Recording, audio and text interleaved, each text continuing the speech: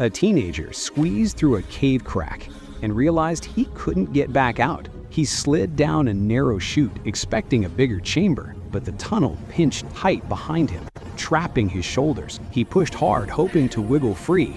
Nothing moved. Hours passed in total darkness, except for his dim phone light. But the battery faded fast, leaving him blind and freezing. He screamed for help until the distant group heard echoes. Rescuers crawled in, but the passage was too tight, so they chipped rock away slowly, inch by inch, until sunrise. He emerged exhausted, but the cave entrance was only 6 feet away.